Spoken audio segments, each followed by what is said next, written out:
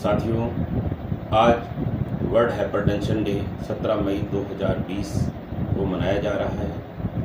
मैं डॉक्टर अनिल कुमार गुप्ता, चिकित्सा अधिकारी बलरामपुर अस्पताल लखनऊ, आज आपके सामने हाई ब्लड प्रेशर पर विचार व्यक्त करने आया हूँ। साथियों, ब्लड प्रेशर एक ऐसी बीमारी, हाई ब्लड प्रेशर एक ऐसी बीमारी है जो हमारे शरीर पर अगर लगातार बनी रहे तो विभिन्न प्रकार की जटिलताएं पैदा करती है, जैसे ब्रेन में हेमरेज करके stroke, paralysis, heart attack, heart failure, गुर्दे की फेल्योर, आँख में नज़र की कमजोरी आदि आदि। इन सब जटिलताओं से बचने के लिए ही हमें ब्लड प्रेशर हमेशा नपाना होता है। ब्लड प्रेशर हमारा नॉर्मल 120/80 होता है। ब्लड प्रेशर होता क्या है? ब्लड प्रेशर खून की नलियों में के ऊपर बह रहे ब्लड की वजह से जो दबाव पड़ता है उसकी दीवारों पर, उसी को ब्लड प्रेशर कहते हैं। ये सामान्य रूप में 120/80 होता है, और अगर 140/90 लगातार या इसके ऊपर लगातार बढ़ा हुआ बना रहता है तो हम उसको हाई ब्लड प्रेशर का मरीज कहते हैं।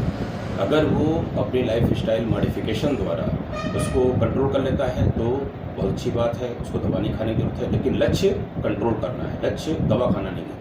अगर वो केवल लाइफ स्टाइल मॉडिफिकेशन से कंट्रोल नहीं कर पाता है तो हमें दवा प्लस लाइफ स्टाइल मॉडिफिकेशन, ताकि ब्लड प्रेशर 130/70 से कम नीचे रहे और उसको कोई भी जटिलताएँ उत्पन्न ना हो, स्वस्थ रहे। इसमें इस हाई ब्लड प्रेशर की जटिलताओं को देखते हुए, ताकि जागरूकता बनी रहे, वर्ल्ड हाइपरटेंशन लीग ने 2005 से हर 17 मई को ये जागरूकता अभियान एक दिन का वर्ल्ड हाइपरटेंशन डे के रूप में मना रही है। आज भारत में हर 3 में 1 को ब्लड प्रेशर की बीमारी है, और ये बीमारी इस तरह से है कि अगर हम 100 ब्लड प्रेशर के मरीज मान लें तो उसमें 50% को ही जानकारी है कि मैं हाई ब्लड प्रेशर का मरीज हूँ, उसमें 50% ही दवा ले रहे हैं, उसमें भी 50% का ही ब्लड प्रेशर कंट्रोल चल रहा है। और इसीलिए हम ब्लड प्रेशर की दवा खाते छोड़ते हम जटिलताओं तक पहुंच जाते हैं। यदि हम इसके लक्षण की बात करें तो इसके लक्षण ज़्यादातर मरीजों में कोई नहीं होते हैं, इसलिए इसको साइलेंट किलर भी कहते हैं। और अगर हम हमारे परिवार में किसी को हाई ब्लड प्रेशर बीमारी नहीं है तो 35 साल की उम्र पर हर बर्थडे पर अपने को ब्लड प्रेशर नपा करके अपने को भी एक गिफ्ट देना चाहिए कि हमारा ब्लड प्रेशर और शुगर हमारा नॉर्मल है। और अगर किसी परिवार में ब्लड प्रेशर की बीमारी है तो उसको 25 साल की उम्र से ही हर साल कम से कम एक बार नपाना चाहिए कि हमारा ब्लड प्रेशर और शुगर नॉर्मल चलेगा। जो लक्षण किसी को हो सकते हैं थोड़ा बहुत, किसी को सर दर्द के रूप में हो सकता है, किसी को घबराहट के रूप में हो सकता है, किसी को तनाव के रूप में हो सकता है, लेकिन ऐसे कोई स्पष्ट लक्षण है कि ये हुआ तो ब्लड प्रेशर है ही।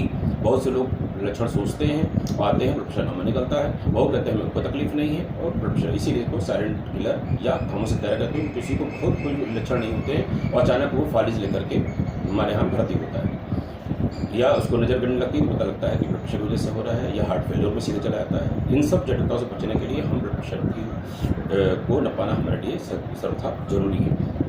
यदि हम बचाव की बात करें, जो बचाव हम ब्लड प्रेशर की बीमारी ना होने देने के लिए करते हैं वही हमको ब्लड प्रेशर हो जाने के बाद भी करना है। जैसे वजन हमको मोटा नहीं होना चाहिए, हमारा BMI बॉडी मास इंडेक्स 23 से नीचे रहना चाहिए, और अगर हमारा हाई है तो ब्लड प्रेशर वजन बढ़ा हुआ है तो हमें इसको घटाना चाहिए। कहते हैं 10 किलोग्राम वजन घटाने से हमारा 10 पॉइंट ब्लड प्रेशर कम हो जाता है, और इस तरह से हमारी ब्लड प्रेशर की दवा कम हो जाती है, और ओबेसिटी कम होने से, ओबेसिटी से होने वाली अन्य बीमारियां जैसे डायबिटीज़ आदि भी कम हो जाती है। नमक हमें कम लेना चाहिए, नमक दाल और सब्जी में जितना सामान्य स्वाद के लिए पड़ता है उतना ही पड़े। ऊपरी नमक जैसे अचार, पापड़ या ऊपर से नमक डाल के खाना, ये सब नहीं करना चाहिए। मैक्सिमम हमको 5 ग्राम साधारण नमक पर डे पर्याप्त है। अगर हम पोटेशियम ज़्यादा लेते हैं तो भी हमारा प्रेशर कंट्रोल रहता है। पोटेशियम लेने के स्रोत हैं जैसे केले, अंगूर, संतरा, पालक, आलू, काबुली चना आदि। भोजन में अगर हम साबुत अनाज, फल, सब्जी कम से कम आधा किलो रोज, और हाई प्रोटीन आहार लेते हैं, कम वसा वाला प्रोटीन लेते हैं तो कम वसा वाला भोजन लेते हैं तो हम स्वस्थ बने रहते हैं। मांसाहार में हम अगर फैटी फिश लेते हैं या चिकन लेते हैं स्किनलेस, या हम कहते हैं और रेड मीट नहीं लेते हैं तो हम स्वस्थ रहते हैं। अगर हम फैट की बात करें तो हमें देसी घी खाना चाहिए। हाइड्रोजनेटेड फैट जिसको हम लोग बासमती घी कहते हैं कतई नहीं खाना चाहिए। अगर हम सरसों का तेल, मूंगफली का तेल, कैनोला ऑयल, सोयाबीन ऑयल ये सब हम मिक्स्ड रूप में बदल बदल के खाएं तो हम स्वस्थ बने रह सकते हैं। अगर कितना खाना चाहिए पर डे, 1 चम्मच तेल या घी हमारे लिए पर्याप्त है। हम अगर शक्कर, मैदा और नमक अपने जीवन में न्यूनतम कर दें, ना के बराबर, तो हम स्वस्थ रहते हैं। अल्कोहल आए डेली तो नहीं पीना चाहिए, लेकिन जो पीते हैं वो 1 से 2 पैक पर डे से ज़्यादा ना पिए, नहीं तो ये बीमारी बढ़ती जाएगी। स्मोकिंग कतई मना है। स्मोकिंग हमारी कम से कम 40 तरह के कैंसर और बीमारियां करती है, और ये हार्ट अटैक और डायबिटीज़ और हाइपरटेंशन सब करती है, इसलिए इनको नहीं लेना चाहिए। इससे दवाओं का असर भी कम आता है। एक्सरसाइज हमको रोज़ करना चाहिए। एक्सरसाइज हमारी शरीर की फिटनेस के लिए है। कम से कम आधे घंटे हम रोज़ एरोबिक व्यायाम करें। हम योग कर सकते हैं जिससे हमारा शरीर फ्लेक्सिबल रहता है। हम मेडिटेशन कर सकते हैं, इससे हमारा मन शांत रहता है, स्ट्रेस नहीं रहता है और हमारा स्वास्थ्य बना रहता है। अगर हम पर डे साइकिलिंग करते हैं, स्विमिंग करते हैं या ब्रिस्क वॉक करते हैं तो हमारा शरीर स्वस्थ बना रहता है। अगर हम ब्लड प्रेशर को होने ना दें, हो जाए तो हम तब से संभाल लें तो हम जटिलताओं से बच सकते हैं। धन्यवाद। आशा है आपके जीवन में ये उपयोगी जानकारी हमेशा काम आएगी। धन्यवाद।